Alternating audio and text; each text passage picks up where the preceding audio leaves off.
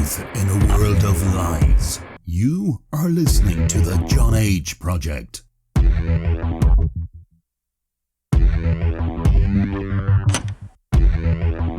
Trust no one. Trust no one. Trust no one.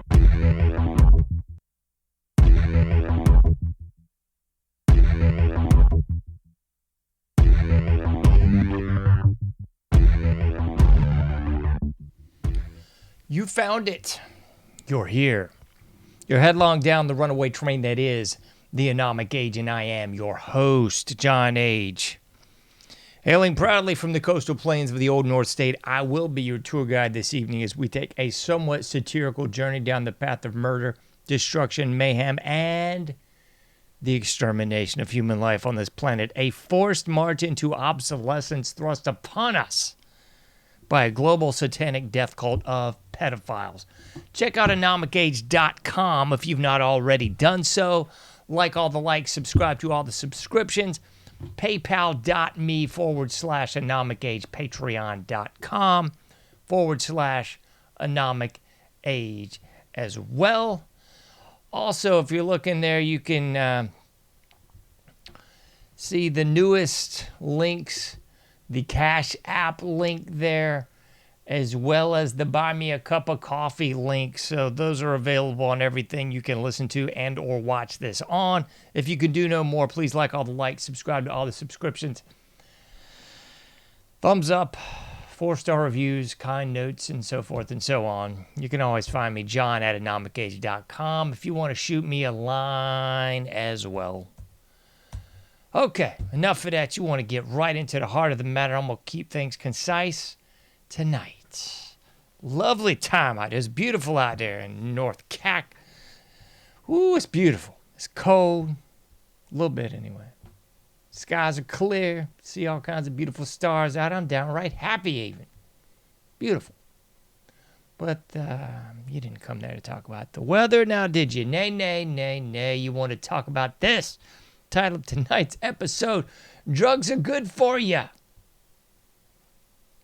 Allegedly, apparently, that's the message that you are being bombarded with 8 days a week and twice on Sunday.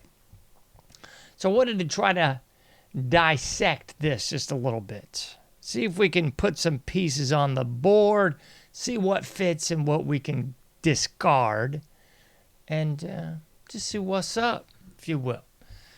So I'll take things back a few decades. Way before the alleged war on drugs from Nixon and so forth. Because the medium is the message. That old line holds true. And the message sometimes is the medium. Also, you can influx that a little bit. Flip it around. Because if you look at popular culture, which I do quite a bit, through somewhat of a jaundiced lens, but if you look at popular culture at all, you can sort of see the American history and our relationship with drogas, if you will. You want to go all the way back to that, what do they call it, the toothache hemp that old George Washington was known to smoke for his toothache and so forth. But we're not going back that far. We could look at the Golden Triangle. We could look at the poppies and how that really played into the Vietnam conflict. We could flash forward to the 90s and look at Afghanistan and how American troops are just over there guarding poppy fields. But I want to look a little bit closer to home. So the popular culture and the relationship with drugs, you can look at cocaine fiends and reefer madness all the way back in the 40s and 50s. Some lovely propaganda films. And you could look at the differentiation between the white, black, and dare I say, gray propaganda. So the white being the obvious, the black being the bit of the nefarious, and the gray being that somewhat middle ground of propaganda. So you can look at all those different things and say, okay, well, we've had popular culture demonize the wacky tobacco, the devil's lettuce, the weed, man. Way back when. And you could also look at the booze, the temperance movements, the abolition of liquor and all that. Really how that led to organized crime and how that led to the very not so conspiratorial but just downright historical poisoning of the American people with tainted liquor by the U.S. government. But that's another story for another time. We're here to talk about the drugs and how apparently we have given up the ghost of any sort of semblance of drug culture rejection. And now we have come to the acquiescence and downright acceptance of the drug culture. And it's wild, really is, because you saw those messages in the 50s with the downright obvious propaganda against drugs. In the 60s, you saw the CIA pushing the drug culture. You saw the electric Kool-Aid acid test, man, and you saw all these agents of the CIA just peddling the drug culture. And you're going, wait, man, how can it be? Is Jerry Garcia really connected? Yeah. Owsley really connected? Yeah. All these people really connected? Yeah. To our own government and the proliferation of the drug culture. You see, these drugs didn't just magically show up on college campuses. They were brought there. Why? Well, as usual, multi-layers to this nesting doll. But yeah, they wanted to weaken the anti-war movement because they wanted to stick around and grow the military-industrial complex in Southeast Asia so that the drugs could proliferate in Southeast Asia. That was really the nexus point of it all. So it was to weaken the anti-war movement and set up the countercultural drug culture, the drugs movement. The free sex, the free drugs, the tune in and drop out nonsense. You had all the stuff. You've heard it, right? That was really what it was all about. It was setting up a proxy culture, if you will, a fake. Yeah, it wasn't real. It was an establishment-created culture. That's what it was all about. Lookout Mountain Studios, all this mess. Look into it. I'm not going to talk about all that this evening. I'm just going to talk about the drug culture. Because in the 60s, you had some very obvious anti-drug propaganda in movies, but then again, you had the mainstream just pushing the culture, the drug culture. In the 70s, everybody was kind of left with a hangover. There was the real proliferation of the harder stuff like the heroin and the coke and the gorilla biscuits and the like, you know, the Quaaludes, man. 26 red and a bottle of wine, bro. All that BS. Yeah, that was the 70s. Got a little bit of a darker lens in the 70s. And then finally in the 80s, you actually had, oddly enough, a president coming out against the drug culture. You had the establishment of the DARE program. And I know the naysayers are saying, oh, that was just establishment poppycock. I will grant you that there was a lot of dark side of the force. If you look at the drugs being brought in, the Iran-Contra affair, the just say no or just fly low, that old adage, yeah, that's probably more likely what was going on. But once again, it was the CIA pushing this stuff on the streets and inner cities of America. Big surprise. But at least you had the semblance of an anti-drug message. You had the just say no movement. You had the DARE program. You had people actually coming out against the drug culture. Whether it was lip service or legitimate or illegitimate, at least you had the semblance of it. You had those lovely PSAs of which you're seeing on the screen where they had the egg frying in the old cast iron skillet and it said, this is your brain, crack the egg, throw it in the pan and it begins to burn and it says, this is your brain on drugs. My personal favorite was the kid who's getting hassled by his dad and the kid says, yo, I learned it from watching you, Dad. I learned it from watching you. And the kid pulls out his drug kit. And there's so much truth to all that because now it's very obvious that that culture is proliferated. It is hereditary. If you have addiction in your past, you're probably going to have kids with that predilection for addiction. Not breaking any ground here. This is old hat stuff, folks. So what's the purpose of it? What's the purpose of the proliferation of the drug culture?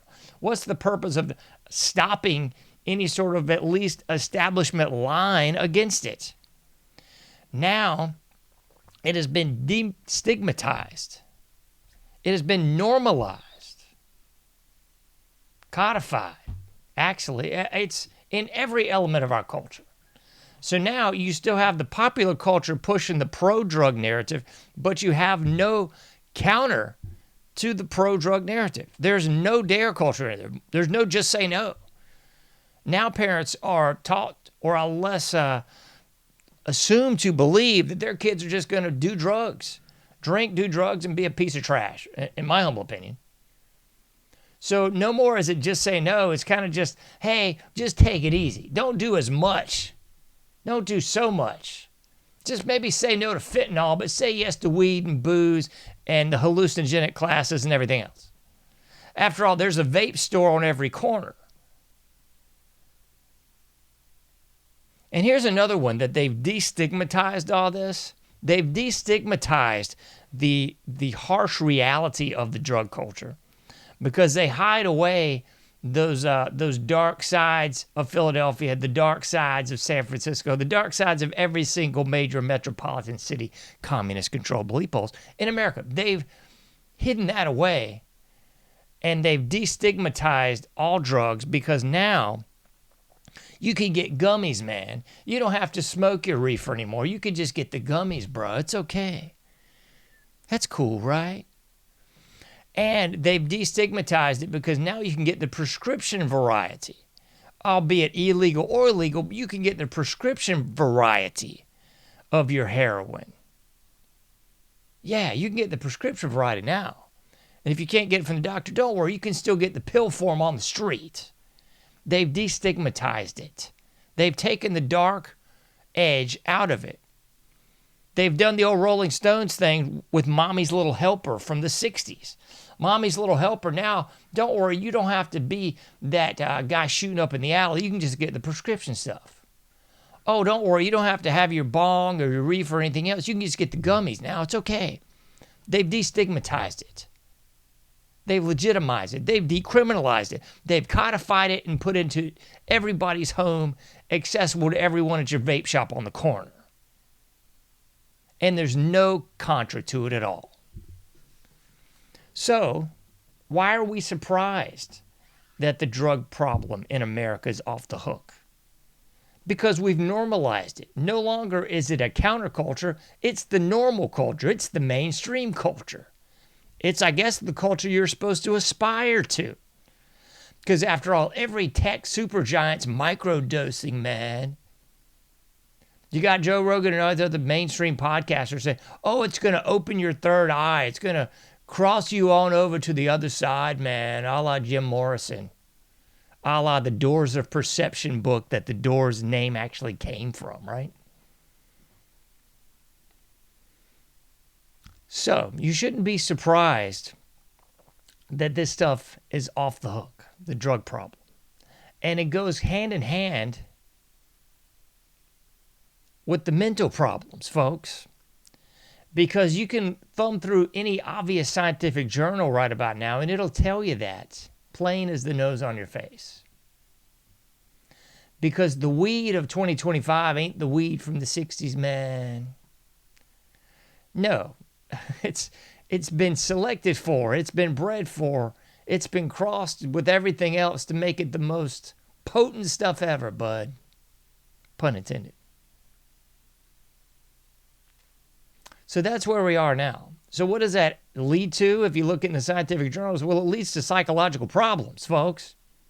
It leads to depression. It leads to all these personality disorders. It leads to everything we have running rampant in our society. Don't worry, if you fouled yourself up by quote-unquote self-medicating, don't worry, then you can go to the psychiatrist, and get you some of the prescription stuff. See how that works? Big Pharma swoops in again. So you can self-medicate. And why are people self-medicating? Because our society is screwed up from the floor up. Because no one can hack it. Because everyone lacks the internal fortitude, the inner strength to cope with anything. Life gets a little hard, they start reaching for the bottle. They start reaching for the vape. They start reaching for the bud. They start reaching for the lines. They start reaching for the prescription stuff. Everybody is fouled up. So when you self-medicate your brain into oblivion, don't worry, Big Pharma's here to help you. And by that, I mean just drug you out and medicate you and get you on the prescription stuff. Then when you can't afford that, you got to pawn all your stuff and sell all your stuff and whore yourself out, because then you got to buy the hard street stuff. Then you're going to end up in Kensington Ave over there in Philly, slumped over like some wide awake zombie.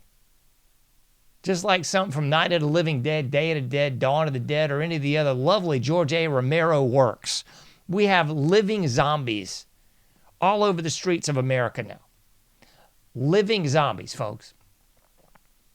I mean, the stuff that you can actually see is ungodly. If God destroyed Sodom and Gomorrah, I can only imagine how bad that must have been, because I can't fathom why we haven't been blown to bits already. So it's all been normalized, legitimized, codified, decriminalized, destigmatized. That's really what it boils down to, folks. And you might ask yourself, why? Why is this so prevalent? Why is there no anti-drug message? Why is it all pro-drugs? No more are parents saying, just say no. They're just saying, just have a little. Just don't do too much. Just don't drug yourself out and end up getting raped or showing up on some video or snuffed out or trafficked or so. Oh, yeah, we don't want to talk about that. We don't want to talk about the roots of the matter, do we? Because along with the smuggling of illegal drugs, they're smuggling illegal people. The human trafficking, folks. It all goes hand in hand now. Have you missed that part of the movie? Have you missed those elements of The Godfather and Scarface? It's funny, these darker films that are supposed to be cautionary tales about the underbelly, the dark side of organized crime, they always kind of leave out these little trivial bits. It all comes back to these same elements, folks.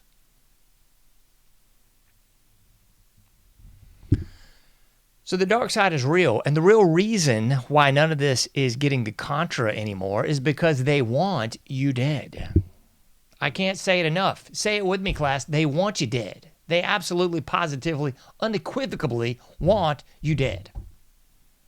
And if you're not dead, they at least want you to be addicted so that you can be compromised, to do something stupid while you're on these lovely drugs so you can be compromised.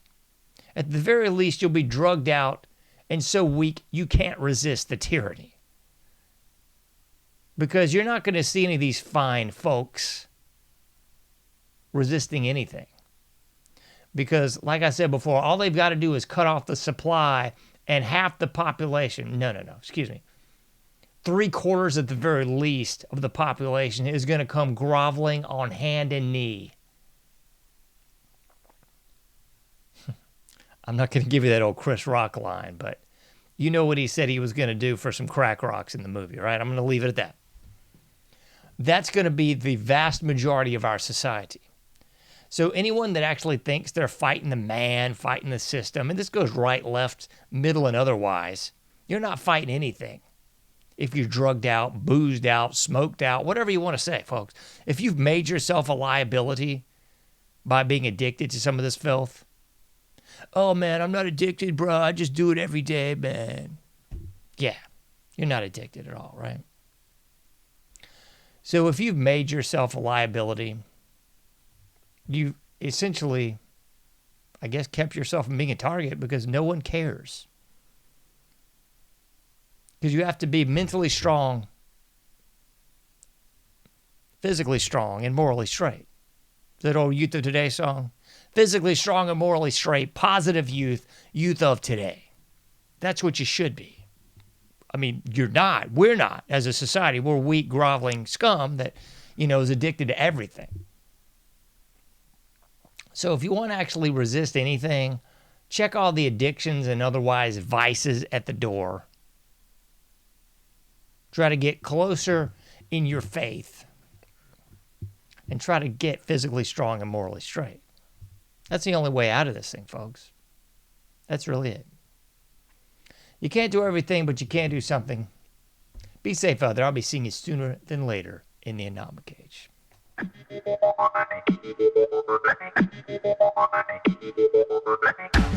Thank you for listening to the AnomicAge, a JohnAge project.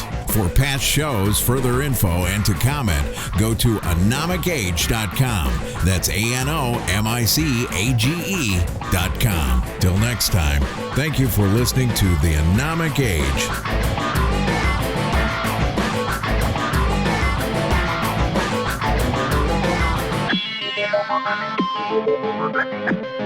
Thank you.